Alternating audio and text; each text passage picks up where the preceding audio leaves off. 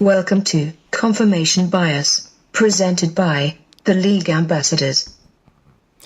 I'm Ambassador Kitty Ken, and on this Saturday, May the 6th, Julio Cesar Chavez Jr. gonna work for me.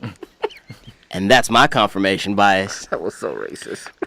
I'm Ambassador Junior Blue, and I get tired just watching soccer, and that's my confirmation bias. I'm Ambassador Dad, and the Premier League comes on a little bit too early for me to follow, and that's my confirmation bias. I'm Red O, and Yoda was a great soccer player. May the 4th be with you, and that's my confirmation bias. Yeah, I'm Ambassador Chef Curry, and you must really love soccer for you to come here to talk to us for 2 weeks in a row. And that's my confirmation bias.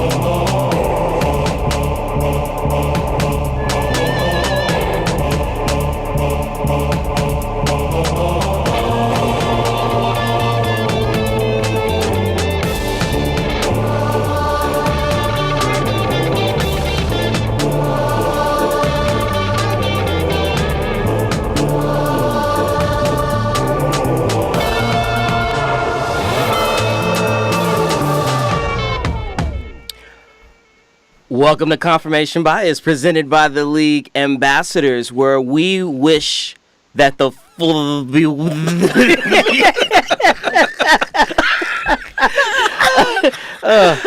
check that call. Omar, you want to give it another shot, brother?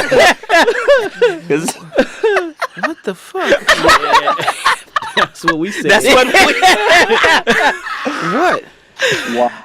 As a reminder, you can follow us everywhere on social media at the your League fourth is a little AM. mumbled. Your fourth slurred is the right word. Hey, what's in this coffee? I'm pretty sure that's not what Yoda was saying. It was before the coffee. Anyway, follow us everywhere on social media at the League AM is our handle. Please visit our website, theleagueam.com, our YouTube channel, which is called The League Ambassadors. Also, please visit our website, Diplomatic Community. It is a place that we have created, a home for the fans, a sanctuary where you can say literally whatever it is that you want to say. We promise we will not trump you. Let's get to our show today. We have our guest host back, Brother Anthony Jaworski? Boom! Okay. AJ in the building. And so last week, if you didn't get a chance to check us out on last Thursday, we had Anthony in, and we just wanted to show how much we didn't know about soccer. So he asked us some questions, gave us some really good history on the sport of soccer. And so what we want to do this week is we want to turn the tables on him, and we're going to ask him some questions specifically around the Premier League. From our standpoint anyway, and I'm pretty sure this could be debated, Anthony. From our standpoint, though, we as Americans probably see the Premier League and Major League Soccer, which is our league, as the two biggest leagues, and I think that you'd probably have something else to say, particularly around what's going on in Mexico with the leagues that are there. But from our standpoint, what we wanted to focus on is the Premier League this week and then MLS next week. So we're going to ask him some questions about that starting today. So first of all, Anthony, before we go with our questions, can you just give a little background or perspective on the Premier League? Absolutely. First of all, thank you for having me back. For sugar now. Thank you for wanting to come back. Right. Kevin's confirmation bias was heartfelt. It was. So I'll give you a little bit of background on the Premier League. Basically, I mentioned last week that the FA started in 1863. Shortly following, in 1888, was the English Football League. Basically, that was the top flight league in Europe up until about 1992, when 20 teams seceded from the English Football League and started the Premiership. So the Sounds just like every other sport. right. So it's still fairly new. It's still Okay. a fairly new league. Started in 1992. Some numbers for you guys. There are 20 teams in the Premier League. Each team plays a home and an away match. They're gonna have the winner of the Premier League at the end of the season is established by the team with the most points.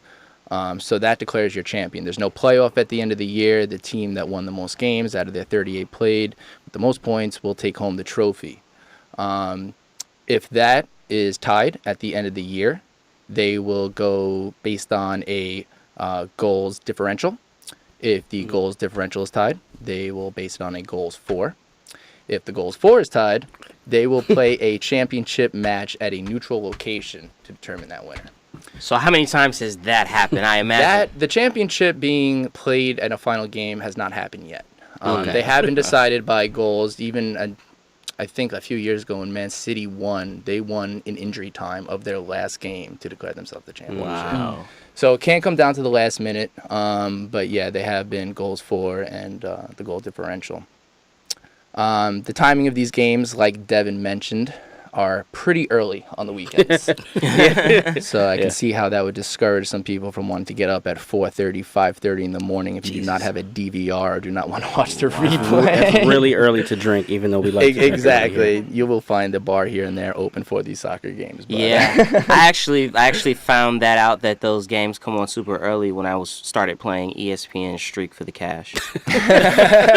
your gambling habits. How does gambling lead to sports knowledge? Which is crazy. Yeah. Yeah, so they're on pretty early on the weekends, Saturdays and Sundays, usually between about 4:30 a.m. and 9:30, 10:30 a.m.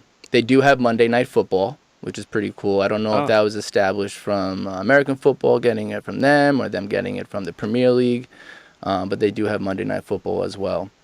And kind of touching on the English Football League, which is kind of interesting, they still are intact.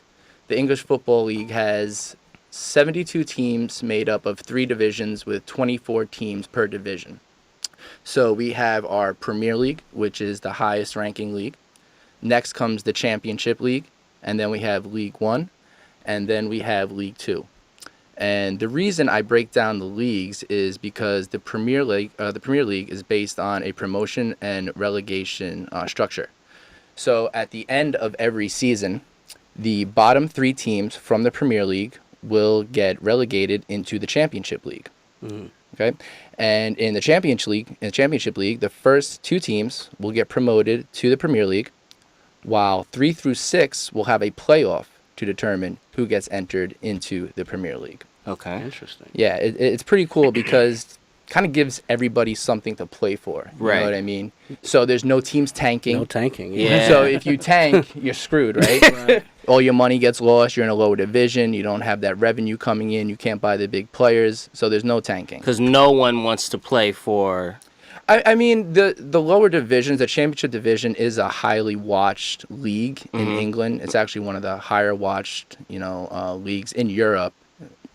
In the second division, I would say. So, you have your Bundesliga, you have your Premier League, La Liga. But in terms of second division, it's probably the highest watched one of all those. Okay. But still, the money doesn't come where you have the Premier League does. So, yeah, again, they just have something to play for. The teams that move up, how do they do when they go to the Premier League? Some do well, some do bad, some go right back down. And then you have instances like Leicester City, who last year, came in. Nobody thought. How you pronounce that, Omar? Okay, y'all. Leicester, motherfucker, Leicester. Leicester. That's funny. Yeah, they came in and shocked everybody and won the league. So it's kind of cool getting those new teams in there. You don't know what to expect. They get a little bit more money. They can buy some better players and kind of, find their way within that league. So everybody has something to play for. So the top clubs in the Premiership, like in the Champion, in the 1, in the 2, those top 3 teams move up. But what about the Premier League, right? What does 1 through 4 get? 1 gets the trophy, but 2 and 3 will get qualified for the UEFA Champions League. So they're always having something to play for as well. And I'm sorry, 4 will as well. The 5th place finisher of the Premier League gets a bid into the Europa League, which is like a second-tier Champions League. So it's like a great tournament in Europe. You have the Champions League, but then you also have the Europa League. So they're just playing to like keep playing and to keep generating money. And it doesn't wow. stop. Wow. It's all year. It This doesn't stop. okay. This Sort of like a soccer game.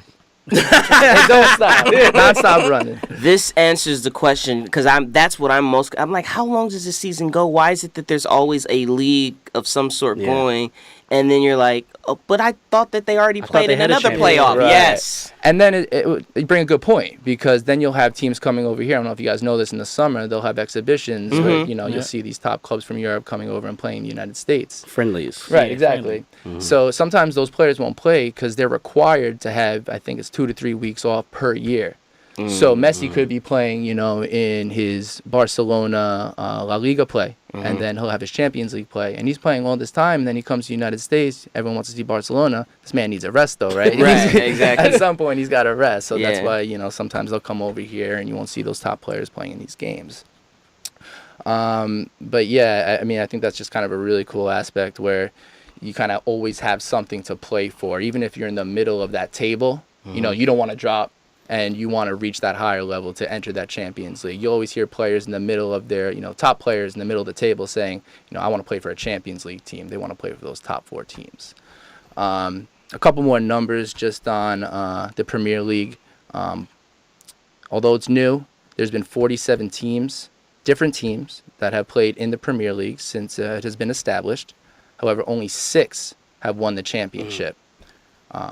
4 multi-winners, and then 2 who have won it once, one being Leicester City last year, and then another one being Blackburn Rovers. The main clubs, though, are Manchester United, Manchester City, Chelsea, and Arsenal. So, yeah, that's basically just a little bit of background on the Premiership. That sounds like American capitalism. Yeah, sounds like the NBA. Huh. That? Yeah. That's a good point. That's a great point. Yeah. That's very interesting, though. I like. They discourage tanking, then maybe somebody should look at that shit. Yeah. That So doesn't sound like the NBA. It doesn't sound like the NBA. So you'd be like, they'd be like a lesser league. Yeah, y'all. Y'all go to the D League. Exactly. That's what it would be like, though. You know what I mean? You're in the D League. Right, exactly. Get out. That's a great comparison. Wow. Wow. I think revenue sharing kills that, though. Yeah. Yeah. That's what kills that. Okay, well, before we get into our unique specific questions, usually on this show, there's 3 questions that we were asking ourselves, for some of these non-mainstream type sports. One of the 3 we'll save for next week. But the first question, I guess, that we have for you as a collective is, who would you say is the Michael Jordan of the Premier League? The Michael Jordan. I would have to say Cantona, who was a French footballer who played for Manchester United. Man, that was not my guess. That's just my opinion. I think this can be swayed either way. And like I said, the Premier League's still fairly new, right? So there haven't been a great amount of players who have been in and out of there. Going past the Premier League is a little out of my time, I would say, because right when it was introduced is right when I started watching. I was a kid. Okay. You know what I mean? I was 11 and 12, right when I started getting serious about soccer, when I really started to like to watch it. So it was perfect timing for me to get introduced to Premier League, and that's one of the players who I think he had a little chip on his shoulder. He was a little aggressive. He has one play where I don't know, you guys can check this out, but he literally leaps over the stands and karate kicks somebody, one of the fans. And that's the Michael Jordan. But he was a little hothead, but he was the best. He was known around the Premier League as the best. He played for the best club at the time, Manchester United, who's probably the most famous club in the Premier League at this time. I mean, Kev, can you imagine Michael Jordan going into the stands and slapping the shit out of somebody? Ron Artest, somebody? Psycho Ron of the Premier League. Yeah. Did the fan look like that the dude when they saw Ron Artest? Like, no, it wasn't me, bro. And you make that Michael Jordan comparison, which is perfect because he won 4 titles in 5 years. This guy. Oh, wow. He was a baller, and the stuff he did was just really pretty incredible if you watch him. All right, Anthony, who is the biggie of the Premier League? The biggie. Yep. Somebody who started off great but had a short lifespan, basically. They thought they were going to be great and I got either somebody ended with injury or something like that. That would be, for me, his name is Michael Owen. He was a star for Liverpool at a young age. during the, I believe it was the 98 World Cup. He took a kickoff down Argentina's throat right off the kickoff and scored a goal in the 98 World Cup as an 18-year-old boy. And then he went on to Liverpool to do great things, and then was plagued by injury in his mid-20s, and then just never came about after that. So I think he was the man who was kind of lost after a great start. Was he was he an American? No, he was England. Actually, he was English. It sounded like an American name. Right. Michael Owen? Now Can I say it like that? Yeah. Michael Owen. Now it doesn't. Kevin, let's start with the oddball questions. They're not really oddball questions. They're actually, I think, really good questions, but just very diverse as we try to draw a correlation between the two. Kev. All right, let's do it. My first one is there a head-to-head rivalry in like another major sport that you would compare to that of when Messi and Ronaldo face each other? And if so, like, the last time the two of them played was last month. Like, how big was that for the sport? What did it mean? Yeah, anytime those two teams clash, they're two Spanish giants going against each other. It's referred to as the Clásico. And I would compare that to a Boston Red Sox, New York Yankee rivalry. Fuck them both, by the way. Hey, Yo, his accent came out real strong. Came out Real easy with my Yankees. But yeah, it's a big matchup, so I would compare it to something like the Boston Red Sox and New York Yankees. Okay, is it? Would you think, not to throw in a follow up, but like, cause my first thought was okay, like we always got hyped up when Peyton Manning went up against Tom Brady. Is that similar? No, that's definitely very similar. I mean, there's a lot of contrast you can make between sports and that. Like I said, it's two giants going, head to head, and they even have a term for it called the Clásico. So you know what I mean? When you have an actual term made up for these two teams battling it out, it's a big deal. So, I think between any sport you can find a matchup that is comparable. Me being a diehard Yankees fan, and I think that's a pretty good one. Has there ever been a Black Sox or Pete Rose, Tim Donaghy type scandal in the Premier League? Not that I know of within the Premier League. Definitely within football in Europe, that's for sure. I know that the Italian league was caught for doing such a thing. They were banned from Champions League play. Okay. A lot of players left the Italian league after that because of it. Mm-hmm. They just weren't getting the exposure that they should have because there was so much negative, Has it rebounded? It has. Oh, it has. Great, yeah. Wow. A lot of players are going back to Italy now. Okay. All right, I have an actual gameplay question. Why is there only 3 subs allowed in a game? Soccer's a fitness sport.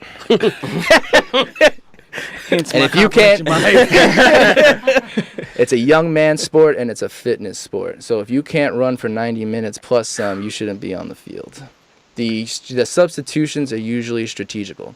They're not usually because the player can't hang unless it's somebody coming off injury, or maybe they're just trying to get, maybe the team's up 3-0 and they have somebody who's injured and they want to get him in for 15 or 20 minutes. Usually, when they have somebody starting a football game, they will not start unless they are able to go that full 90 minutes plus more.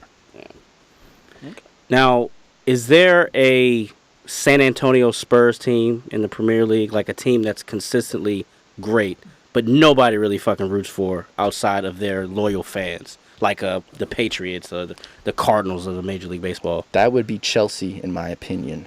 The Chelsea Blues. And, other than diehard Chelsea fans, I don't know too many people that like them. But they're really successful? Yeah, they're awesome. They are. They got to go. They are. that sounds like the Patriots. Sounds like the Patriots and the Spurs. Exactly. Nobody likes them, but you respect them. You respect the hell out of them. Exactly. That's Okay. So, how old were you when you lost your virginity?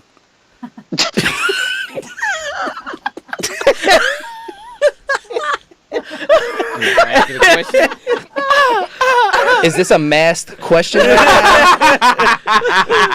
you notice in the pre-show I didn't ask any questions? I got a follow-up too. He goes from silence last week to a virginity question this week. And how ugly was she? It was my girlfriend at the time, and I was 16, and yes, I did answer that. You didn't answer the second part of the question. She was beautiful. Come on, man. Inside? Inside and outside. Inside and outside. That means she was 10 miles of and 30 miles of get back. Kevin, please. Get us back on track. Yeah. Get us back on track. I may make this worse, but while Omar was thinking about his adolescence, I googled the Eric Cantona kick. Oh my god! Yo, he hit him with the Ryu Street Fighter. Yeah, I told you. He's not playing around. We have to post this when the show's over. We're on track. How much of an influence does government or politics have on the culture of soccer, and is the impact of it in the Premier League like well known and obvious? I don't think as much as the Premier League as maybe some other countries, especially in South America. Not that I know of, at least. Everybody loves football that I know of in England. It's a huge sport there. Everybody loves to play it. As you know, there's 4 divisions that I just spoke about today. Consisting of 92 teams. So that England's not that big. So right. To have that much football in that country is huge. Everyone kind of respects it. In other countries, like I mentioned, South America or other continents like South America, you have places like Colombia. I'm not sure if you guys are familiar with the Pablo Escobar story. They did 30 for 30 with the 2 Escobars, which was great. I mean, perfect example. Pablo made these men come over and play soccer matches at his house. You gonna say no? Yeah, exactly. Right. And that's what they talk about. The bullet, the gold or the lead, silver or the lead. Yeah. So I think in other countries it may. I'm not too sure about English though. Not that I know of. Okay. What is offsides? I need to understand. Great question. And the best way I can describe offsides is you cannot be between the last 2 players. The last offensive player cannot be between the last 2 defensive player by the time the ball is kicked. So if you're standing in between the last defender and the goalie and somebody passes you the ball and you're in behind the defense, you are offsides. So that's why you'll see people timing their run to be even with that last defender. And when they strike the ball to play them in, that's when they make their run and break in. Yeah. So you want to stay even with that last defender right until that ball is kicked, and then you're in. Now, people will get confused because they'll say, maybe the goalie will come up for a corner kick at the end of the game, and, he's all the way at the other end of the field. But the 2 defenders in the back, because they don't see the goalie, they might get confused. Be like, oh, the goalie's not back there. He's not offsides. It's 2 players. Got it. Not the goalie and the last defender. Got it. So do defenders kind of sandbag so they can let the people get offside? Based on strategy, they will. They have offside traps where you'll see them kind of hanging, and then there'll maybe be a call, go, and then all of a sudden they'll push up, they'll run up, and then that player will be offside. The ball is played, and then they restart from there. Yeah. Okay. Back to your training. What does a practice look like? Because it's 90 minutes of running. It depends. Usually when we would start out training at the beginning of a season, we'd have 2 to 3 sessions. And this is college, so it could be different, in the professionals. But you'll have an AM run session where you don't touch a ball. You'll have a PM session where it's just tactical ball footwork. And then your night session will be games. And then maybe they'll progress into 2 sessions and then to 1. So once your fitness level is brought up to where it should be, then they can start concentrating on tactics and things like that. So to start, it's more the fitness, getting fit, getting your footwork established, and then, transitioning that into a game-like atmosphere. A small follow-up. Do we know what the average miles a soccer player runs a game? I don't know that. If I had to guess, I would say 3 to 5 miles at least. A game. At least. Wow. That's insane. Jeez. And don't quote me on that one. That's But that if I makes had to sense, guess. though. That Yeah. actually makes sense because it's just 90 minutes of running back and forth, Yeah. 100-yard field. Right, exactly. And you kind of have to monitor how you're kind of using your energy on that soccer field. So you'll see a lot of training where they do runs where it's jog, jog, jog, jog, sprint, light jog, because that's what you're doing on the soccer field. You know, you'll get a ball, you'll go to the end line, you'll be sprinting there, and all of a sudden the defense clears it. You're jogging. Your team gets the ball, they're transitioning, and you're sprinting again. So it's a lot of jog, sprint, jog, sprint. Cool. So, what makes the Premier League so exciting with the limited amount of scoring? I mean, you have basketball, which scores a lot. Like, every possession pretty much ends in a score. Football has hitting if no one's scoring. So, like, what makes it so exciting? I think what makes the Premiership so exciting is the high level of play every game, the physicality that goes into it. It's like almost like an American football match when these guys go out there. It's real physical, more so than other leagues, I think. There's 6 to 7 giants in a Premiership, as opposed to if you go to La Liga where there's 2 to 3. You have Barcelona, Real Madrid, Atletico. And you'll hear coaches like Mourinho, the current coach of Manchester United, he said the same thing. I actually stole that from him.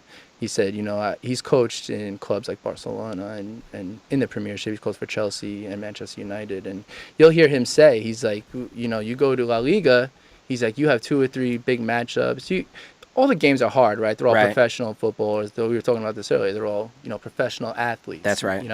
But when you go to the EPL, every game is just tooth and nail. Yeah. Mm-hmm. So who in the NBA, the greatest flopper of all time was Vlade Divac. It was an art form. And there's a lot of, if I'm not mistaken, there's a lot of flopping in soccer, before I make a definitive statement. Right. Who is the Vlade Divac of the Premier League? It's football, man. There's a lot of Madonnas out there. His answer was everybody. Everybody. That's the part of practice he didn't want to tell us about. He confirmed your bias. Right. We got after we finish our striking, then we all work on our flop. Right. This is how you dive. Do so in the box. No, I mean, you're gonna get your floppers here and there. I really can't pinpoint one. If I'd had to go, Here's his bias coming in right now. yeah, it's honestly hard for me to say.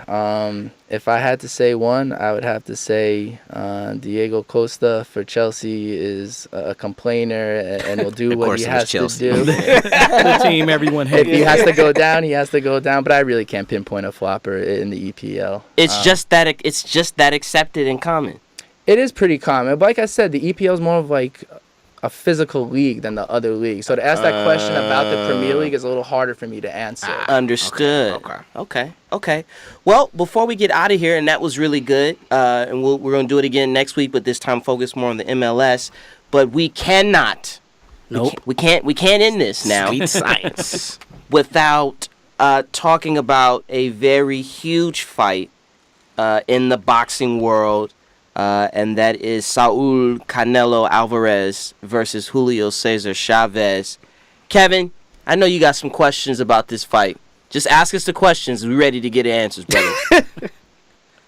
I do. Well, before we even go there, I have an answer for you guys. According to NBC Sports, the average soccer player runs about 7 miles in a game. Damn. I actually read 9 miles. I lowballed it, That's why I asked. Yeah. 3 miles is outrageous. Right.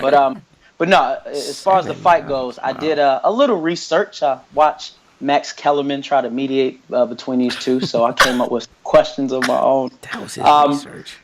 There were some things that came up. Of course, the fight being in Mexico, 2 Mexican fighters. It kind of seems like it has like that undertone of like a battle of ethnicity and class. And Yes. It is Canelo coming from like the guy who comes from nothing to being at the top of his game, and then Chavez who has the family backing, the name, the history behind him. I know they use this kind of angle to promote a fight, but like, does this seem like it's more than just the hoopla of an average fight? Like, this The seems pride like it's is a lot real. of fun. The pride is real. And the juxtaposition. Ooh. Whoa. Oh. Somebody Just say a the word. potato? No. Juxtaposition. Yes. And clearly the fluff is still with you. And I know it. So that's why I didn't try and say it again. He didn't. But that is real because if you think about it, Canelo came for nothing, but so did Senior. And he's more of what he wished his son was. Yeah, that's why it's deep. Yeah, and and Canelo has so much respect for Senior.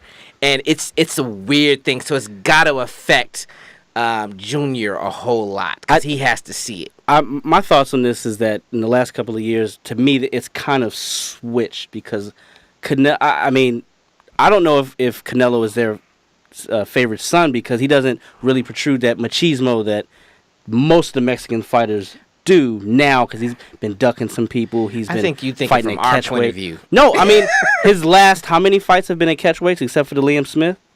I think that I think to your point, I think definitely maybe Mexican Americans, definitely Mexicans that are boxing fans, I think are where you are. But as far as the culture and the country of Mexico, there's a clear sort of distinction between the two. But that's another complex layer with that. There has been a switch. With that though, his thing, as grimy as he was coming up, he had these looks.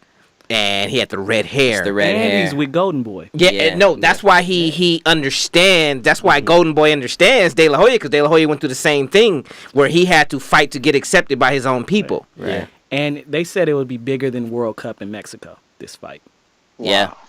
Yeah. That's crazy. So with that being said, on our way out of here, Kevin, who you got winning the fight? I'm going to stick with my own. My freckle-faced redhead brother. Bringing this home, Canelo. We got it. Anthony, are you a boxing head? I'm not, but I know the fighters, and I'm going with Canelo. You going with Canelo? You kind of look like Canelo. That's why I'm going. me and Kevin got that thing going. Right. Yes. I'm going with my money, and that would be Chavez. Mm-hmm. Snap on, brother. I know where y'all two going. Yeah, exactly. To be honest, I think it's a pick'em fight at this point, depending on how Chavez comes.